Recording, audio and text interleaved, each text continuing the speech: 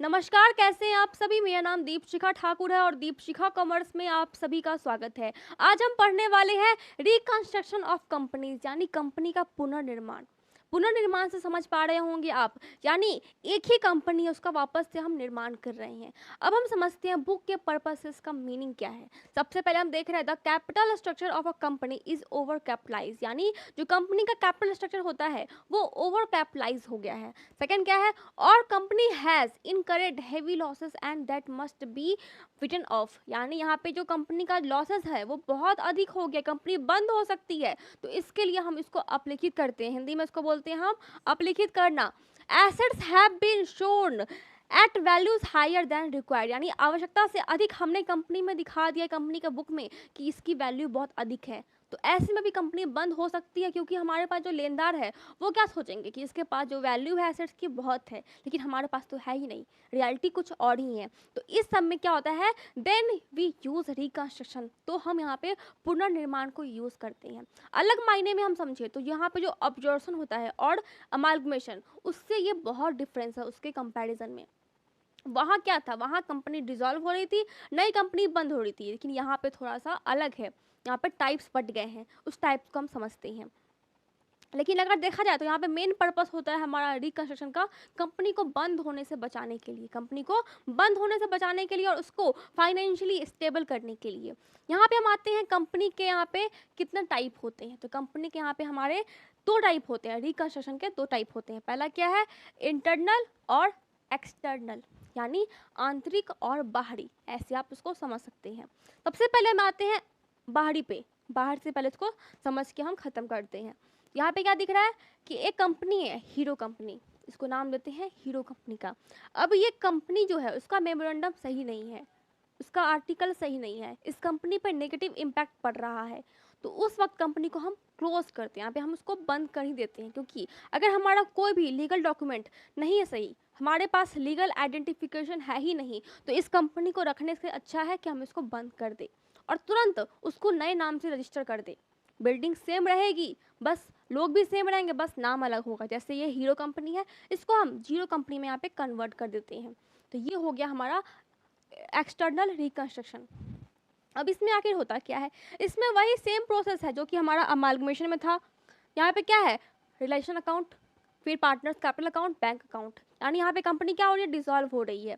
तो यहाँ पे सेम प्रोसेस हो रहा है, बस क्या है, डिसॉल्यूशन हो रहा है, तो हम इसको डिसॉल्व करेंगे, सेम प्रोसेस सेम एंट्रीज। यहाँ पे क्या है, नई कंपनी बन रही है, उससे हमें मतलब नहीं है, इतना ही हमें एक्सटर्नल यहाँ पे रिकंस्ट्रक्शन में। तो ये हो गया बाहरी रिकंस्ट्रक्शन के बारे में। अब हम आते हैं इंटरनल, कि आंतरिक जब हमारा पुनर्निर्माण हो रहा है तो उस वक्त क्या होता है। यहाँ पे आप देख रहे हैं एच लिमिटेड है और ये वापस से बन के क्या आ रहा है, एच लिमिटेड, यानी सेम कंपनी है, सेम लोग है, सेम काम है, बस क्या हो रहा है, कुछ बदलाव होंगे अंदर ही अंदर, कुछ हेरफेर हम करने वाले हैं। क्यों, ताकि ये कंपनी बची रहे, ये कंपनी बंद ना हो। यहाँ पे इसको लीगल आइडेंटिफिकेशन होगा, इसके पास सारे जो भी डॉक्यूमेंट होते हैं वो सही सही होंगे, लेकिन इसके संपत्ति में कमी आएगी, इसके शेयर्स में कमी आएगी, इसके शेयर्स का जो बदलाव करना होगा हमें, तो उसके लिए हम क्या करते हैं, आंतरिक रूप से इसका पुनर्निर्माण करते हैं। जैसे बिल्डिंग सेम है, नाम सेम है, बस जो शेयर्स होते हैं, जो पैसे हो रहे हैं, जो यहाँ पे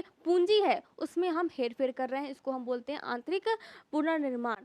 तो यहाँ पे ये कंपनी रहेगी, यहाँ पे ये कंपनी बंद हो रही थी, न्यू कंपनी यहाँ पे बन रही थी, ये ओल्ड थी, ये न्यू।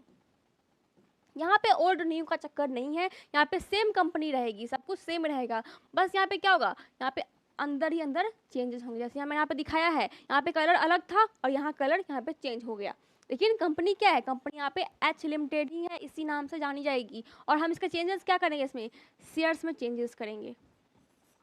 अब हम आते हैं कि आखिर ये कब कब होता है, क्यों क्यों होता है, क्या क्या वजह हो सकती है।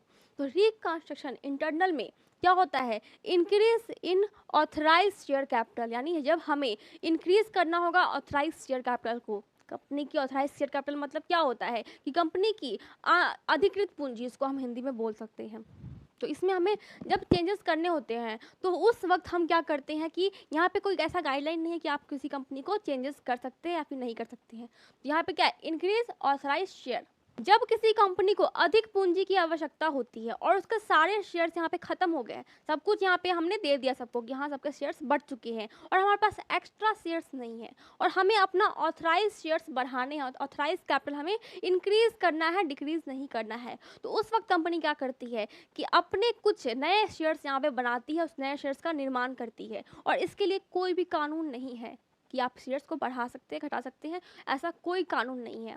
यहाँ पे कोई यहाँ पे बाउंडेशन नहीं है। बाउंडेशन बस इतना है कि जब भी आप एक कंपनी, जब भी कोई कंपनी अपने शेयर्स को बढ़ा रही है अपने कैपिटल को और लाने के लिए कंपनी में, तो उस वक्त उसको यहाँ पे बस इतना बाउंडेशन है कि सबसे पहले वो जो नए शेयर्स बने हैं, निर्माण हुआ है, उसको वो अपने ही इक्विटी शेयर होल्डर के सामने यहाँ पे प्रेजेंट करेगी कि आप शेयर्स को परचेस कर लीजिए और 15 दिन का समय देती है। अगर 15 दिन तक किसी ने भी रिएक्ट नहीं किया है तो फिर यहाँ पे पब्लिक में वो शेयर्स यहाँ पे इशू किए जाते हैं और जब पब्लिक में इशू होते हैं, खरीद लेते हैं लोग, उससे 30 दिन में इशू करने के बाद 30 दिन के अंदर यहाँ पे कंपनी रजिस्ट्रार में इसको यहाँ पे करवाना होता है, इंपॉर्टेंट होता है, उसको रजिस्टर करवाना इंपॉर्टेंट होता है। नेक्स्ट क्या यहाँ पे conversion of shares into stock, यानी यहाँ पे कन्वर्जन कर रहे हैं हम शेयर्स को स्टॉक में। अब ये थोड़ा यूनिक है, ये थोड़ा नया है। तो इसमें हम क्या करते हैं कि जो हमारा स्टॉक है, जो हमारे शेयर्स है, उसको हम बचाने के लिए, उसको सेफ रखने के लिए, ताकि हमारे पास शेयर्स बचे रहे, कंपनी क्या करती है जो शेयर होल्डर है उसको स्टॉक होल्डर बनाएगी। यानी यहाँ पे क्या है, शेयर होल्डर,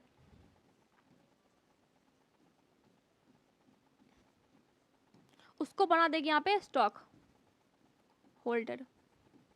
यानी वो पहले थे शेयर के होल्डर, अब बन जाएंगे स्टॉक के होल्डर, स्टॉक के मालिक।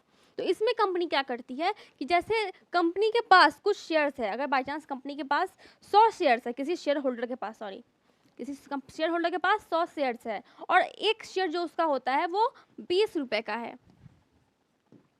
तो ऐसे में उस शेयर होल्डर के पास कितने पैसों की शेयर्स हैं, 2000 के शेयर्स उसके पास हैं।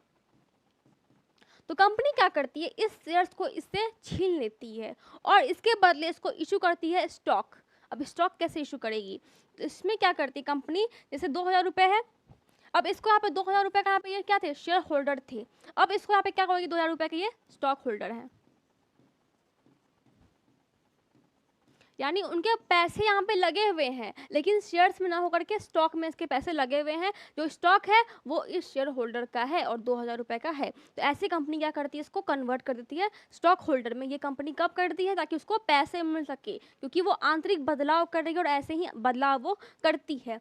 नेक्स्ट क्या है हमारा, cancellation of an issue share capital, यानी जो यहाँ पे शेयर्स अन इशू हुए हैं, तो कंपनी ऐसे में क्या करती है, जो भी शेयर्स अन इशू हुए हैं या फिर जो शेयर्स बचे हुए हैं और किसी से प्रॉमिस भी नहीं किया गया है कि मैं आपको दूंगा, वो बस ऐसे ही पड़े हुए हैं, तो इस वक्त भी कंपनी क्या करती है, ऐसे शेयर्स को हटाती है। इसका रीज़न बस इतना होता है कि वो एक्स्ट्रा लायबिलिटी नहीं चाहती है, वो नहीं चाहती है कि वापस से हम इसको रखें और फालतू के यहाँ पे झंझट ले, इसके लिए कंपनी उस शेयर्स को यहाँ पे ख़त्म करती है। तो इसको हम बोलते हैं यहाँ पे अनकंसलेशन।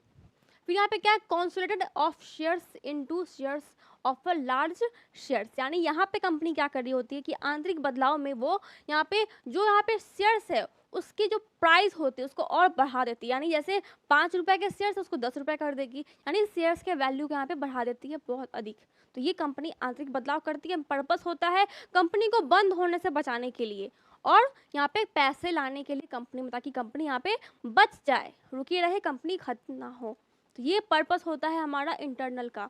ऐसे इस चैप्टर से न्यूमेरिकल नहीं आते हैं, टेंशन लेने वाली बात नहीं है। 31 को आपका एग्जाम स्टार्ट है, इसलिए प्रिपरेशन अच्छे से कीजिए और जो बाकी चैप्टर है उस पर भी फोकस कीजिए और इसके थ्योरी पे फोकस कीजिए, क्योंकि इसके थ्योरी आते हैं, ये यहाँ पे इसके थ्योरी वाइज इसके क्वेश्चन आते हैं, इसलिए इस पर फोकस करना है हमें और पढ़ना है, अच्छे से पढ़ना, डेली पढ़ना है। अगर आपको नोट्स चाहिए तो आप टेलीग्राम ग्रुप को ज्वाइन कर सकते हैं, कमेंट में पहला कमेंट होता है टेलीग्राम लिंक का, वहाँ से आप टेलीग्राम ग्रुप से जुड़ सकते हैं। धन्यवाद, थैंक यू। उम्मीद करती हूँ आपको समझ में आया होगा कि रिकंस्ट्रक्शन क्या होता है।